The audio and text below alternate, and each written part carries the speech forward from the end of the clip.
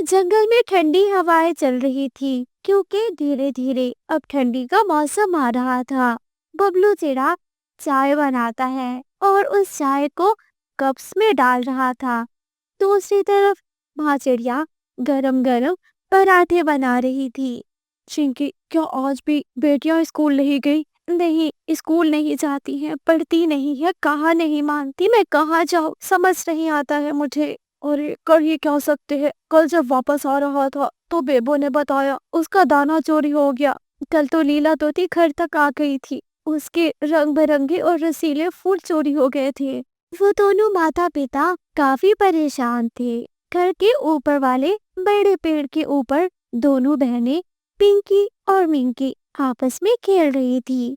तुमको पता है, कल मैंने लीला आंटी के मजे मजे वाले फूल चुराए थे और मैंने जो बेबो आंटी का वो दाना चुराया था, वो तो बहुत मजे का था। वैसे घर वाले तो इतनी अच्छी चीजें खिलाते ही नहीं, ज्यादा तो बाहर से मिल जाती है। पिंकी और मिंकी, जल्दी से आकर नाश्ता कर लो और फिर स्कूल जाओ। मुझे नहीं जाना स्कूल और ना ही मुझे नाश्ता करना है, और मुझे भी। चल फिर मेरी दोस्त, हम हवा में उड़ान लेती हैं। ये कहकर वो दोनों बहनें उड़ जाती हैं। देखा आपने, ये कितनी कितनी बदतमीज होती जा रही है, समझ में नहीं आता। एक माँ की ममता और उसके प्यार में क्या कमी रह गई है कि मेरे बच्चों को सिर्फ चोरी की पड़ी रहती है। पति जी, सुनते भी हो, कौवों का तो नाम बदनाम है। इस बार तो जो चिड़िया की बेटियां चोरी कर रही है ना, पूरे जंगल में हाय हाय लगी हुई है। कोई कितना भी बड़ा चोर न बन जाए, कोई भी मेरी तरह बड़ा चोर नहीं हो सकता। वैसे ये बात तो बिल्कुल ठीक है, मगर खुशी की बात, अब चिड़िया का परिवार भी हमारा भाई बनने वाला है। वो छोटी चिड़िया मेरे काम जरूर आ सकती है, उनको मुझे अच्छी सी ट्रेनिंग देनी होगी। वो दोनों बहनें एक पुराने कुएं के बाहर बैठी हुई थी। बहन, आपको पता है वो सामने वाला घर एक बूढ़े पक्षी का है? हाँ, मुझे पता है। उस बूढ़े पक्षी के पास होगा भी क्या? उसके पास बहुत कुछ है। वो कल ना अपने बेटे के लिए ढेर सारे खिलौने लेकर जा रही थी। फिर तो मजा ही आ गया। जल्दी चलो, जल्दी चलो। वो दोनों बहनें उस बूढ़े पक्षी के घर जाती है। वो बूढ़ा पक्षी अपने घोंसले में लेटा हुआ था। एक बहन उसके ऊपर चढ़कर बैठ जाती है। अगर आवाज निकाली तो तुम्हारा मुंह तोड़ देंगे हम। चलो बहन, जल्दी से खिलौने उठाओ। एक बहन खिलौने उठाती है तो दूसरी बहन ऐसे उस बूढ़े पक्षी को डराती है। खिलौने लेकर वो वहां से जल्दी से रफू चक्कर हो जाती है। या, ये वाला खिलौना मेरा और ये वाला मेरा। कितने अच्छे खिलौने हैं। अगर ऐसे ही मिलते रहे तो हम बहुत जल्द अमीर बन जाएंगे। हो, और हमको मेहनत भी नहीं करनी पड़ेगी। तभी वहां पर कालिया कौवा आ जाता है। अरे प्यारी मेरी भांजियो, मैंने सुना है तुम भी अपने मामा जी वाला काम सीख रही हो। काम? काम कौन सा? हम तो कोई भी काम नहीं करती। झूठ बोल रही हो ना? तुम लोग वो दूसरों की चीजें चुपके से उठा लेती हो ना?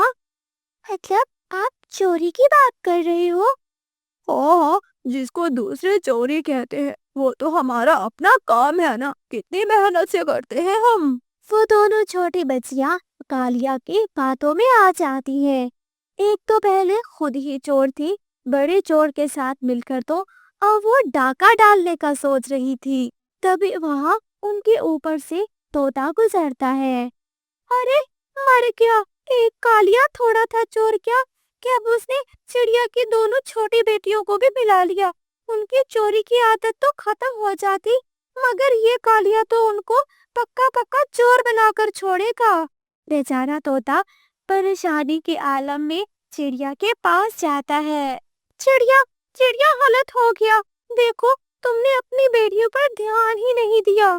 बस यही बात सुनने को रह गई थी। मैं खुद बहुत परेशान रहती हूँ। एक माँ का सरमाया उसके बच्चे ही होते हैं। बबलू तो काम पे चले जाते हैं, मैं कहाँ कहाँ तक जाऊँ उनके पीछे। आज किसकी चोरी कर ली उन्होंने? चोरी कर लेते भी ठीक था। वो तो उस कालिया बड़े चोर के लिए काम करेंगे। अरे उससे ट्रेनिंग ले रही है। चिड़िया परेशान हो जाती है और वो तेजी से उड़कर वहाँ बड़े पेड़ के ऊपर चली जाती है। हट जाओ कालिए, तुमको शर्म नहीं आती है? मेरी छोटी छोटी बेटियों को क्या सबक दे रहे हो? और जो तुम्हारी छोटी छोटी बेटियां बड़ी बड़ी चोरियां करके आती है, तब तुम्हारा ये ध्यान कब रहता है? मैं अपनी बेटियों को समझा लूंगी। और हाँ, तुम दोबारा मेरी बेटियों के करीब मत भटकना। चिड़िया जबरदस्ती अपनी बेटियों को लेकर घर चली जाती है। चिड़िया अपने पति को फोन लगाती है। बबलू जी, आप जल्दी से आ जाइए और हाँ, कुछ पायल लेके आना। 4 पायल और उनमें बड़े बड़े घुंघरू लगे हुए हो। आज तो मैं इनका काम खत्म करके ही रहूंगी। पूरे जंगल में मेरी नाक कटवा कर रख दी है इन्होंने। अरे ये तो तुम सच में अच्छा सोच रही हो। ये बात तुमने पहले सोच ली होती तो आज इनकी ये बुरी आदत ना होती। बस बबलू, आज मैं तो कहती हूँ काम छोड़कर जल्दी से मुझे बड़ी घुंघरू वाली पायल ला कर दीजिए। बबलू बेचारा बाजार जाता है, बड़ी घुंघरू वाली पायल लेता है। अरे ये वाली पायल तो गाय भैंस के घुंघरू वाली है, उनको पहनाई जाती है। और यहाँ मैंने अपनी बेटियों के पंजों में डालनी है। कुछ नहीं भाई साहब, मुझे आप ये वाली पायल दे दीजिए। बबलू पायल लेकर अपने घर आता है और फिर अपनी बेटियों को वो दोनों पंजों में पायल पहना देते हैं। चिड़िया बहन, ये तो बहुत अच्छा किया है। अब तुम्हारी बेटियां जहाँ भी उड़ती हैं पूरे जंगल में पता चल जाता है, क्योंकि इनके घुंघरू की आवाज ही ज्यादा रहती है। हाँ, बहुत अच्छा किया। मैं तो बहुत परेशान था कि छोटे छोटे बच्चे चोरी सीखेंगे तो हम बड़ों का क्या बनेगा। अरे हम तो आए दिन लुट जाएंगे। मुझे ख्याल ये वाला पहले क्यों नहीं आया? मुझे इनको पैदा होते ही पायल पहना देनी चाहिए थी। अब वो जहाँ कहीं भी उड़कर जाती, उनके पीछे उनके साथ छन छन की आवाज भी रहती थी। उनकी खनकती हुई पायल पूरे जंगल में बता देती थी कि जंगल में कोई आया हुआ है। एक रात जब पूरा परिवार सो रहा था, मिंकी बहन उठना जरा। अरे मैं नहीं उठूंगी, पता चल जाएगा मम्मा पापा को।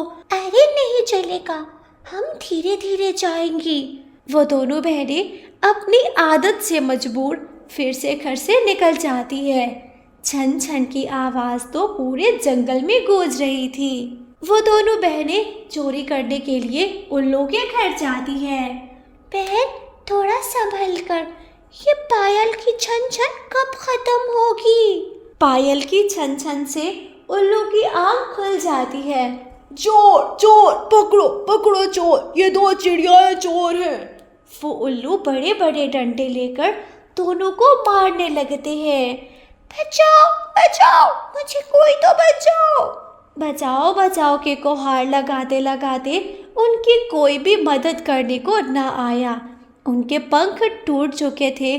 किसी तरह गिरते पड़ते उड़ते हुए वापस अपने घर को आ जाती हैं। बहुत अच्छा हुआ आप लोगों के साथ। एक इलाज हमने किया, एक आपका इलाज समाज ने कर दिया है। अम्मा, मैं कभी चोरी नहीं करूँगी, कभी भी नहीं। और मम्मा, मेरा तो पंख ही टूट गया, मैं भी कभी नहीं करूँगी। ऐसे ही उसकी दोनों छोटी बेटियों को समाज और माँ बाप से अच्छी सीख और सज़ा दोनों मिल जाती है। प्यारे दोस्तों, अगर कहानी अच्छी लगी हो, कहानी को लाइक, चैनल को सब्सक्राइब करना ना भूलना। आपका धन्यवाद। जंगल के एक हरे भरे कोने में एक हंसता बसता परिवार था, जिनमें एक माँ चिड़िया, उनके 2 छोटे से बच्चे थे। बेटा, मैं दाना लेने जा रही हूँ, अब घर से बाहर मत निकलना। माँ, मैं तो बाहर नहीं निकलती, भाई निकलते रहता है। मम्मा, मैं तो कभी गया ही नहीं, यही जाती है और नाम मेरा लगा देती है। अच्छा बस, किसी ने नहीं जाना, ठीक है ना, जब तक मैं वापस ना आ जाऊं। ऐसे ही माँ चिड़िया अपने दोस्तों के साथ दाना लेने के लिए चली जाती है। अरे चिंकी, क्या हुआ? बैठ क्यों गई हो? तोते भैया, मुझे बहुत ज्यादा प्यास लग रही है, पास वाली नदी से मैं पानी पी लेती हूँ। गर्मी तो है, प्यास मुझे भी लग रही है, चलो एक साथ सभी पानी पी लेते हैं। फिर वो तीनों दोस्त चिड़िया, तोता, कबूतर नदी के पास चले जाते हैं। चिड़िया पानी पी लेती है और फिर कबूतर पानी पी रहा था। तभी तोते को नदी वाले पेड़ के पीछे कुछ चमकता दिखाई देता है। अरे अरे चिंकी, देखना, वहाँ पर कुछ है और कुछ चमक रहा है। कहाँ पर तोते भैया? वो उधर पेड़ के पीछे। हाँ, ये तो सच में कुछ चमक रहा है, मैं जरा जाकर देखती हूँ। चिंकी जब वहाँ पास में जाती है तो फिर तोता डर जाता है। रुको रुको, ये ना हो कोई एलियन या कोई जिन छुपा हुआ हो। मैं जा रहा हूँ, मैं नहीं देखूंगा। तोते भैया कुछ नहीं होता, रुकिए तो सही। अरे हाँ, जरा देख लीजिए, क्या पता कुछ छुपा हो। चिड़िया जब मिट्टी हटाती है तो वहाँ से एक जादुई मैट निकलता है। अरे ये तो मैट है, पर ना जाने चमक क्यों रहा था। अरे चिड़िया, मुझे तो लगता है ये कोई चमत्कारी मैट होगा, जैसा कि जादुई मैट। हाँ, मुझे भी ऐसे ही शक पड़ रहा है। चलो, अगर जादुई है तो इसको जरा चेक करते हैं। जादुई मैट, जल्दी से मेरे दोस्त कबूतर के गले में जूते का हार डाल दो। तभी मैट से रोशनी निकलती है और वो मैट जूते का हार कबूतर के गले में डाल देती है। तोते भैया, आप भी ना कमाल करते हो, ऐसे कौन करता है। जादुई मैट, आप जल्दी से ये जूतों वाला हार मेरे दोस्त के गले से बाहर निकाल लो। तभी मैट से आवाज आती है, मैं चीज देकर वापस नहीं लेता, बड़ा खुले दिल वाला हूँ मैं। अरे वाह, ये तो अलग समस्या हो गई। मतलब यार कबूतर, तू हर समय जूते का हार लेकर इधर उधर घूमेगा। चुप कर जाओ, तुम लोग बहुत बुरे हो, मेरा मजाक बनाते हो। तुम लोगों ने मुझे बच्चों के सामने मजाक बना कर रख दिया। हटो, आज से तुम्हारी और मेरी दोस्ती खत्म। ये कहकर कबूतर गुस्से में वहाँ से चला जाता है। अरे ये मैट भी तुम अपने घर ले जाओ, मैं तो कभी ना लेकर जाऊं। ये कहकर तोता भी उड़ जाता है। चिड़िया हिम्मत करके मैट उठाती है और फिर अपने घर चली जाती है। मम्मा मम्मा, ये क्या है? कुछ नहीं बेटा, आप चुप करके दूसरी तरफ मुंह कर लो।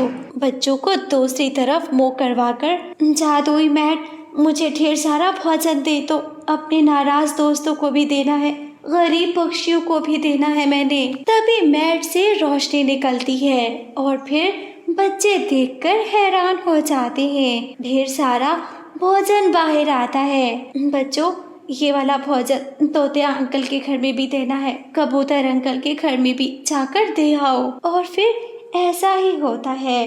चिड़िया का बेटा तोते के घर भोजन देने जाता है, उसकी बेटी कबूतर के घर भोजन देने जाती है। तोते अंकल, मम्मा ने ये वाला भोजन उस मैट से निकाला है। अरे वाह, खाना ही पड़ेगा, भूख लग रही है, आज तो मूड खराब ही हो गया। चलो बेटा, मैं ले लेता हूँ भोजन। जब उसकी बेटी कबूतर के घर जाती है, कबूतर को देखकर हंसने लग जाती है। कबूतर अंकल, आपकी शक्ल ऐसी क्यों है? आपके गले में ये जूते वाला हार क्यों है? हाँ, तुम्हारी माँ बहुत चालाक और मक्कार है, अब हंसने के लिए तुम्हें भेज दिया मेरे पास। चलो दफा हो जाओ। नहीं, मम्मा ने तो ऐसा कुछ नहीं बोला, मम्मा ने तो आपके लिए भोजन भेजा है। ले जाओ, अपना भोजन भी वापस ले जाओ, मुझे नहीं चाहिए तुमसे कुछ भी। कबूतर उसकी बेटी को भोजन के साथ ही बाहर निकाल देता है। बच्चे घर वापस आ जाते हैं। मम्मा तोते अंकल ने भोजन ले लिया था। पर मम्मा, कबूतर अंकल ने भोजन के साथ मुझे भी बाहर फेंक दिया। कोई बात नहीं बेटा, कल मैं जाकर कबूतर को मना लूंगी। तुम ये भोजन जाकर कालिया और रीतू के घर देकर आ जाओ। फिर चिड़िया के दोनों बच्चे रीतू और कालिया के घर जाते हैं। रीतू आंटी, मम्मा ने ये भोजन जादुई मैट से निकाला है, आप भी ले लो। जादुई मैट? ये तुम क्या कह रही हो? दिमाग तो ठीक है ना तुम्हारा? हाँ, मेरी मम्मा के पास जादुई मैट है, मम्मा कुछ भी मांगे वो मैट उसी समय दे देता है। सुन रहे हो, हर चीज उस छोटी चिड़िया को क्यों मिलती है, तुम्हें क्यों नहीं मिलती? मुझे वो जादुई मैट चाहिए। भोजन लेकर वो कवि गुस्से से कहती है, हटो हटो, जाओ यहाँ से, बड़े आए भोजन देने वाले। ठीक है आंटी, हम अपने घर जा रहे हैं। रीतू, वैसे बात बुरी नहीं है। अगर वो मैट हमारे हाथ लग जाए तो मैं अपनी मोटरसाइकिल ले लूंगा, कार ले लूंगा, जंगल का अमीर पक्षी बन जाऊंगा। और अगर मेरे हाथ लग जाए, मैं तो सोने का घर, सोने का घोंसला, अरे सोने के हार बना लूंगी अपने ढेर सारे।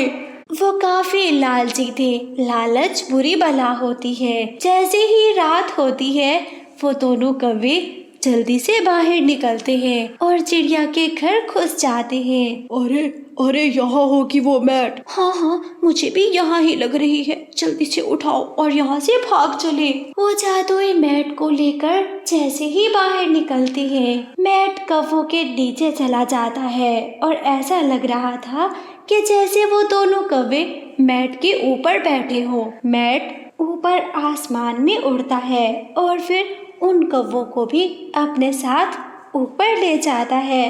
कालिया जी, ये क्या, हम कैसे आसमान में जा रहे हैं, वो भी इतना ऊपर? हाय, मैं तो डर गया। ये तो बादलों के पास लेकर जा रहा है मुझे। हम तो मर जाएंगे। बचाओ बचाओ, हमें कोई तो बचाओ। ऐसे करके वो दोनों कौवे बचाओ बचाओ की गुहार लगाना शुरू कर देते हैं, मगर वो मैट इतना तेजी से उड़ रही थी और उनको भी अपने साथ ऊपर आसमान में लेकर जा रही थी। बचाओ, हम तुमको चोरी नहीं करेंगे, हम तुमको वापस चिड़िया के पास ले जाएंगे। मैट जी, हमें माफ कर दो। जादुई मैट जी, हमें माफ कर दो। अरे बच्चों, मेरी मैट कहाँ पर चली गई है? आपने देखी क्या? नहीं मम्मा, हमने तो नहीं देखी। मैट, मेरी जादुई मैट, तुम कहाँ पर हो? तुरंत मेरे पास वापस आ जाओ। चिड़िया का यही कहना ही था कि वो मैट वापस आ जाती है और फिर कौवे भी साथ में थे। बच गए चिड़िया, तुमने शुक्र अपनी मैट को वापस बुला लिया, नहीं तो तुम्हारी मैट हमें लेकर कहाँ कहाँ उड़े जा रही थी। और तुमको किसने कह दिया कि तुम मेरी मैट चोरी कर लोगे? ये मुझे मिली है, ये मेरे पास ही रहेगी। चिड़िया, हम तो चाहते थे हम कुछ अमीर बन जाएंगे। लालची लोगों को मैट नहीं मिला करती, उनको सजाएं मिला करती हैं। दोनों कौवे शर्मिंदगी से सर झुकाए अपने घर वापस आ जाते हैं। प्यारे दोस्तों, अगर आपको हमारी कहानी अच्छी लगी हो, कहानी को लाइक, चैनल को सब्सक्राइब करना ना भूलना। आपका धन्यवाद।